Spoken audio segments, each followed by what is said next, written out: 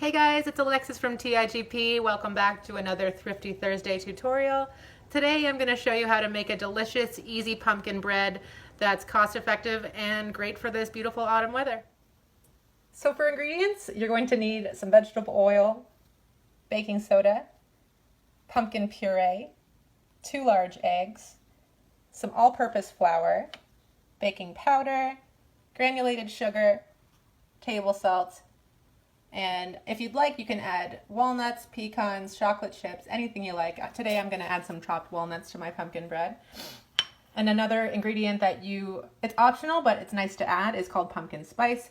If you're like me and you don't have pumpkin spice in your kitchen, it's very simple to make your own. All you need to do is mix 1 teaspoon ground cinnamon, 1/4 teaspoon of ground nutmeg, and 1/4 teaspoon of ground ginger.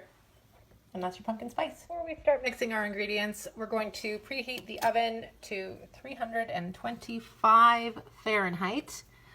And take your pans, whichever you're using, and I like to use a non-stick cooking spray, but otherwise feel free to lightly grease and flour your pans. So now what we're going to do is mix our ingredients. So I've already added, this is 1 cup of granulated sugar. I'm adding another 3/4 cups of sugar and a 1/2 cup of vegetable oil. Now I'm going to whisk it until it has the consistency of wet sand. So as you can see, I've mixed together my oil and sugar, and now I'm going to add my 2 large eggs. Now that I've mixed in my eggs, I'm going to add my can of pure pumpkin puree.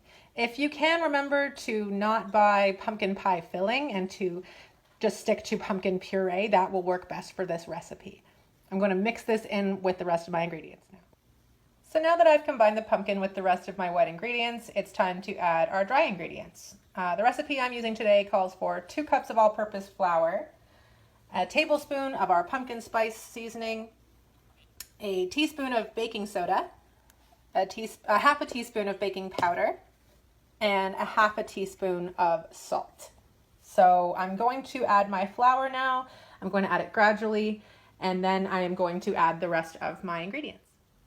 So once you've combined all your ingredients, your pumpkin bread batter should look a little something like this. You don't want to overmix it because that will mean that your bread will end up being very tough and chewy.